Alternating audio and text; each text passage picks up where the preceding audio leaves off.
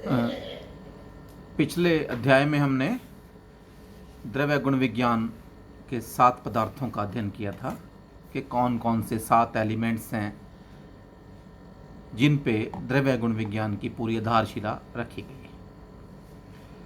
द्रव्य गुण विज्ञान में वास्तव में हम 3 विषय पढ़ते हैं। 3 विषय कौन कौन से 3 विषय पढ़ते हैं? पहला विषय है फार्माकोग्नोसी यानी नाम रूप ज्ञान। नाम रूप में हम द्रव्यों की पहचान, उनकी उत्पत्ति, वो किस प्रदेश से, किस ऋतु से, किस स्थान से संबंधित है, इनका अध्ययन करते हैं। वास्तव में ये नाम रूप विज्ञान को क्यों जरूरी है इनका, एक उदाहरण देके आपको बताता हूं। जब हमें किसी द्रव्य का पता लग जाए कि ये जल में उत्पन्न होता है तो स्वतः ही हमें पता लग जाता है कि ये शीतल प्रकृति का होगा। ये पित्त के रोगों में हम देंगे, ये गर्मी के रोगों में देंगे। स्थान मात्र जानने से हमें उसके गुणों का भी ज्ञान हो जाता है। पहचान भी होती है। उदाहरण के तौर पे एक बहुत ही कॉमन ड्रग आप देखते हैं आजकल, वर्षाभू, जिसे पुनर्नवा भी बोलते हैं, पुनर्नवा। अब देखिए, पुनर्नवा शब्द से कितना पता लगता है कि पुनर्नवा जो शरीर को पुनः नव कर दे, यानी कि नया कर दे, यानी वॉश कर दे। दूसरा वर्षाभू, इसी का नाम दूसरा वर्षाभू, वर्षा में उत्पन्न होने वाला, यानी इन दिनों में हमें खूब पुनर्नवा मिलेगा। गधा पूर्णा, इसका नाम है गधा पूर्णा। गध बोलते हैं जहर को, हारने वाला, हराने वाला, जहर को खत्म करने वाला, यानी बॉडी को डिटॉक्सिफिकेशन के लिए तैयार करने वाला। पर्याय नाम 3 पढ़े हमने, लेकिन इससे हमें पुनर्नवा के 3 कामों का पता लग गया कि ये डिटॉक्सिफाइंग एजेंट है, ये वॉशर है बॉडी के लिए, ये वर्षा में पैदा होता है। तो ऐसे ही हम इस द्रव्य गुण विज्ञान पढ़ते पढ़ते हम नाम रूप विज्ञान जब पढ़ते हैं, इससे हमें इतनी ज़्यादा जानकारी मिलती है कि जो नई खोजें जितनी भी होती हैं, नए गुण जितने निकलते हैं ड्रग का, वो इसी आधार पर निकलते हैं कि उसका नाम रूप क्या है। दूसरा विषय इसमें फार्मेसी का है। फार्मेसी में हम कहते हैं कौन सा द्रव्य किससे मिला सकते हैं, कौन सा द्रव्य कैसे प्रयोग कर सकते हैं, कौन से का कॉम्बिनेशन क्या बनता है, ये सब संयोग फार्मेसी का संयोगी कहते हैं। 2 द्रव्यों को मिलाते हैं, 2 से ज़्यादा को मिलाते हैं, उनको औषध के रूप देते हैं, ये संयोग है। ये इसकी स्टडी भी इसमें आती है, इसका विषय भी इसी में आता है। तीसरा विषय हमारा है योग विज्ञान, एडमिनिस्ट्रेशन। एडमिनिस्ट्रेशन क्या है? एडमिनिस्ट्रेशन है यूजेस ऑफ ड्रग्स। जब हम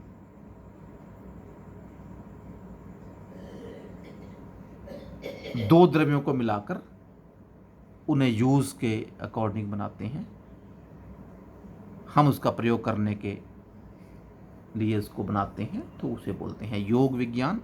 जोड़ना, यानी जोड़ना, 2 द्रव्यों को जोड़ना।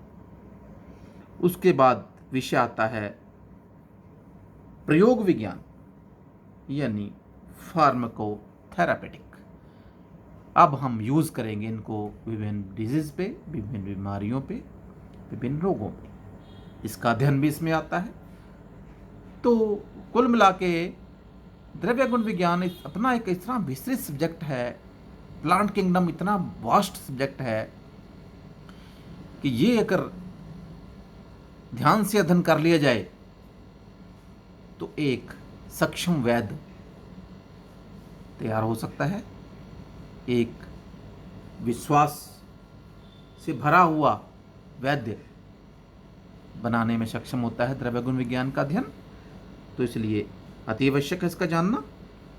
अब हम जो हमने 7 पदार्थों की बात की थी, जिसमें हम द्रव्य, गुण, रस, वीर्य, विपाक, प्रभाव और कर्म की बात पिछले लेक्चर में की गई थी, अब हम उनका विषय डिटेल में करेंगे, विस्तृत करेंगे, ताकि हम उसके विषय में डिटेल से जान सकें कि बेसिकली है क्या वो। पहली बात आती है द्रव्य की। द्रव्य, ड्रग कहते किसे हैं? क्या राख द्रव्य है? क्या केसर द्रव्य है? क्या हरड़ द्रव्य है? ये द्रव्य कब है और कब नहीं है, विषय ये है। द्रव्य की परिभाषा लिखते हुए या पढ़ते हुए हमें एक बात का पता लगता है कि द्रव्य उसे कहते हैं जिसमें कर्म और गुण हों, और कैसे हों? पक्के तौर पे, समवाय तौर पे हों, उसे द्रव्य कहते हैं। कैसे? जो द्रव्य कोई काम ना कर सके, कर्म ही ना हो, तो वो द्रव्य क्या हुआ? यूजलेस।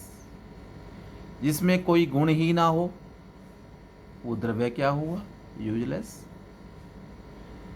और जिसमें कर्म और गुण तो हों, लेकिन वो पक्के तौर पे ना हों, बदल जाते हों, वो द्रव्य क्या हुआ? उसका रिजल्ट कैसे आएगा? वो तो बदल जाएंगे।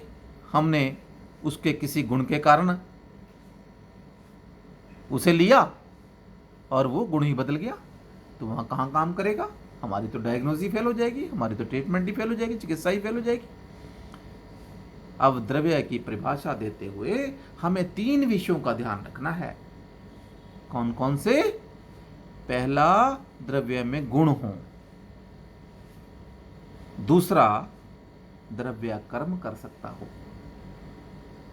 तीसरा, ये दोनों चीजें समवाय रूप से हों, समवाय यानी पक्के तौर से हों।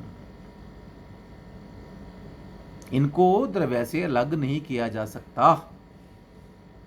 2-3 उदाहरण देके हम इस विषय पे और प्रकाश डालेंगे।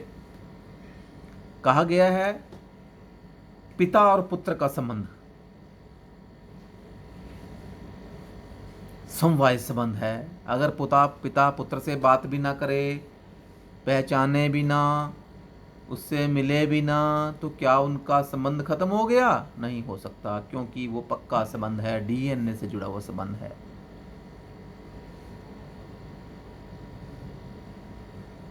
तो ये ऐसा संबंध है जो कभी खत्म नहीं हो सकता। ऐसे ही औषधियों का वो गुण जो कभी खत्म नहीं होता, उसे हम कहते हैं समवाय संबंध। उदाहरण एक और देके बताते हैं हम बात।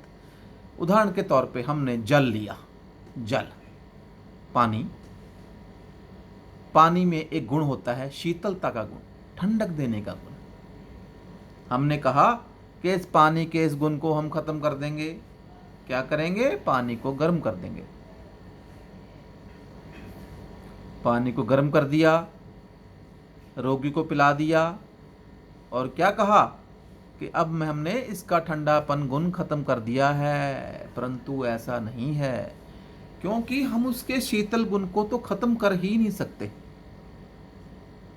कभी भी खत्म नहीं कर सकते। उसमें जो हमने टेम्परेरी ऊष्मा डाली है, हीट डाली है, वो किसी विशेष कार्य के लिए है। किस कार्य के लिए? ये मुंह में जाएगा, कंठ से जमा हुआ श्लेष्मा निकाल देगा, कफ निकाल देगा। पेट में जाएगा तो स्टमक को वॉश करेगा ठीक से, जिससे भूख अच्छी लगेगी। लेकिन हम ये नहीं कह सकते कि हमने उसका शीतल गुण खत्म कर दिया। शरीर में जाने के बाद फिर वो ठंडक ही देगा, क्योंकि ये गुण उसका ऐसा गुण है जिसे हम खत्म नहीं कर सकते, किसी भी तरह से खत्म नहीं किया जा सकता। इसलिए हम द्रव्य उसे कहते हैं जिसमें कर्म गुण समवाय संबंध से रहते हैं, वो ही द्रव्य है। उदाहरण के तौर पे आप लगाइए, हमने केसर लिया और एक तरफ हमने मिट्टी ली। और केसर खराब हो चुका है, कर्म और गुण उसमें नहीं रहे, तो समझिए द्रव्य नहीं है, क्योंकि उसके ना कर्म है ना गुण है। और मिट्टी समझो गुण ही है, वो ठीक कर सकती है, वो लेप करने से पित्त दोष का शमन कर सकती है, वो द्रव्य है। तो आज के विषय में हम द्रव्य की परिभाषा के बारे में पढ़े, तो अगला विषय अगले अध्याय में लेंगे।